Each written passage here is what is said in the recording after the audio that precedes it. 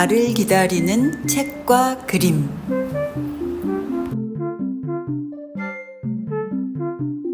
오늘도 어딘가에서 우리를 기다리는 책과 그림을 만나러 다락방 문을 열어보겠습니다.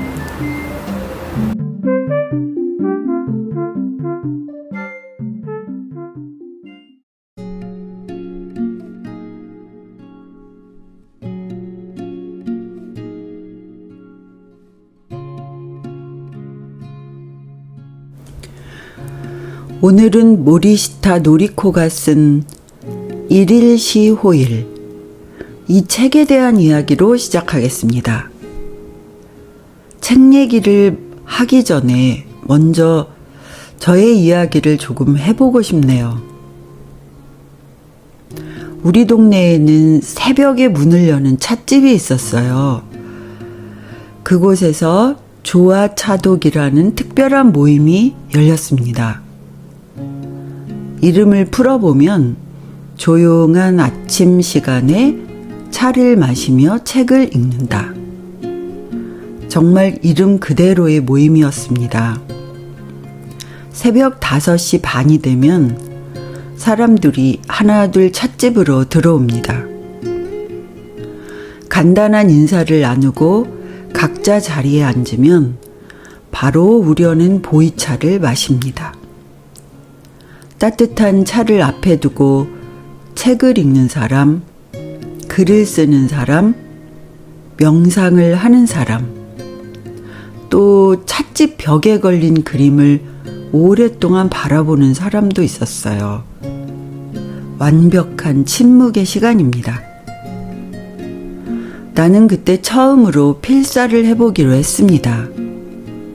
헨리 데이비드 소로의 월든 책을 찬찬히 읽어가며 문장을 적어보았습니다. 한 페이지 정도가 채워지면 다이어리를 정리하기도 하고 어떤 날은 그림 에세이를 쓰기도 했어요. 그런데 사실 나는 아침잠을 즐기던 사람이었거든요. 새벽에 일어나는 일이 힘들었습니다. 몸을 억지로 일으켜 자전거를 타고 찻집까지 가는 길 위에서 겨우 몸과 마음을 추스릴 수 있었어요. 그런데 그렇게 일주일 정도가 지나니까 저절로 그 시간에 눈이 떠지고 상큼한 새벽 공기를 마시고 따뜻한 차로 몸을 데운 다음 늘 같은 자리에 앉아 같은 일을 반복하는 그 시간이 몸과 마음에 배이고 하루 중 가장 기다려지는 시간이 되었습니다. 무슨 일이든 똑같이 반복되는 것, 무의미하게 습관처럼 하는 행동을 지루하고 따분한 일로 여기던 사람이 나 아니었던가? 더구나 뭔가를 하기 위해 억지로 무리하게 나를 밀어붙이는 것도 싫어했던 사람인데 날마다 조화차독의 시간이 쌓여가면서 반복은 나를 지치게 하는 게 아니라 단단하게 만들어주고 비로소 내게 루틴을 수행하는 힘이 생겼다는 든든한 마음이 들기 시작했습니다. 새벽 2시간이 지나면 오늘 하루 뭔가 큰 일을 해냈다는 뿌듯함도 생겼어요. 일요일만 빼고 거의 매일 새벽 찻집으로 향했습니다. 그렇게 한 달이 지나고 2달, 3달이 지나고 어느새 6, 7개월이 지났습니다. 그러다가 잠시 병원에 입원을 하게 되면서 그 루틴의 리듬이 끊어지고 모임에 더 이상 나가질 못했어요. 다만 그 시간에 깨어서 책상에 앉아 차를 마시고 필사를 하거나 잠깐의 명상을 하는 일은 멈추지 않았습니다. 반복을 수행하는 기쁨을 경험하고 나니까 또 다른 의식의 세계가 열리고 시간의 흐름이나 계절이나 날씨를 느끼는 감각도 풍성해진 느낌이 들었습니다. 아마 이런 경험이 없었다면 이 책 일일 시호일이라는 책도 쉽게 집어들지 않았을 겁니다. 날마다 좋은 날. 처음 제목만 들었다면 그저 뻔한 이야기겠거니 지나쳤겠죠. 흔히 시절 인연이라고 하면 사람과의 만남을 떠올리잖아요. 그런데 요즘은 이런 생각을 자주 합니다. 책도, 영화도, 음악도, 그림도, 아니 나를 둘러싼 그 모든 것들과도 모두 시절 인연이 있다는 생각이 들어요. 책을 예를 들어볼까요?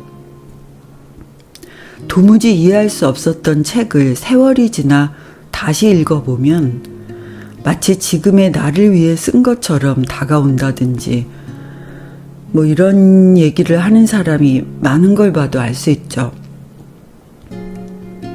결국 달라지지 않은 것들도 그것을 바라보는 내 시간과 마음에 따라 완전히 다른 모습으로 다가온다는 것. 동감하는 사람들이 많을 듯 합니다. 그렇게 시절 인연으로 찾아온 책이 제게는 바로 이 책 일일 시호일입니다. 알고 보니 이 책은 출간된 뒤에 영화로 만들어져서 일본은 물론 한국에서도 많은 사랑을 받는 책이었더군요. 나는 전혀 몰랐습니다. 내가 좋아하는 작가 두 분이 운영하는 팟캐스트에서 이 책에 대한 리뷰 방송을 우연히 듣게 되었는데요. 너무 궁금한 나머지 바로 다음날 영화를 보았습니다. 책을 먼저 읽고 영화를 보면 더 좋다는 권유가 있었지만 급한 마음이 들었어요. 그래서 영화가 어땠냐고요? 좋았습니다. 다 좋았어요. 내용도, 화면도, 배우도, 연기도 다. 더구나 일본식 전통 다도에 대해 꽤나 부정적인 생각을 갖고 있었던 나였지만 영화를 보고 나서 극적인 호감으로 돌아서 버렸어요. 그런 내가 멋쩍어서 내가 나를 변명하고 설득해야 했습니다. 그래, 내가 무조건 전통을 싫어한 게 아니야. 쓸데없는 권위와 위선, 폭력적인 강요를 싫어한 거지. 그런 전통은 시대를 지나면서 자멸하고 흔적도 없이 사라지잖아? 하지만 가치 있는 본질을 지니고 있는 전통이나 고전은 시대가 아무리 바뀌어도 살아남잖아. 시대의 흐름에 따라 불필요한 형식을 덜어내거나 새로운 모습을 더해가면서 지금을 살아가는 사람들에게 다가가는 게 진정한 전통이고 고전이 아닐까? 본질적인 아름다움의 미덕을 담고 있는 전통이 인간의 삶을 풍성하게 가꾸어 준다는 것을 영화는 조용히 보여주고 있었습니다. 책에서 말하는 주제를 영화가 잘 보여주고 있다는 리뷰에 안심과 기대를 하며 일일 시호일 이 책을 펼치게 되었습니다. 조용한 아침, 차와 독서, 날마다 좋은 날 영화 보기. 이 두 가지 생각만으로 마음 한구석이 설레는 마음으로 일렁인다면 그건 분명 여러분들에게 의미 있는 조짐입니다.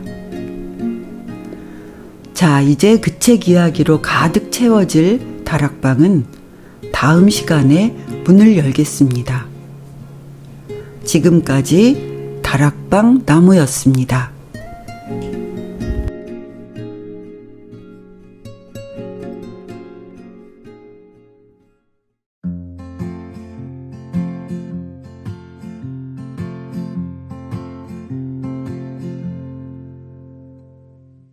Sometimes it's hard to be a woman.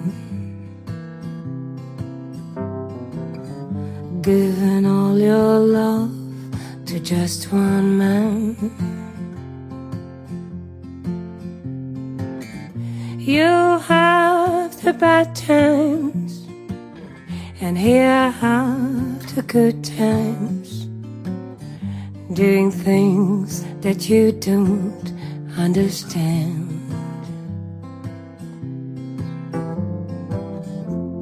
But if you love him, you forgive him, even though he's hard to understand. And if you love him, oh, be proud of him, 'cause after all, he's just a man. Stand by your man, give him two arms to cling to, and something warm to come to when nights are cold and lonely. Stand by your man and show the world you love him. Keep giving all the love you can. Stand by your man. Stand by your man and show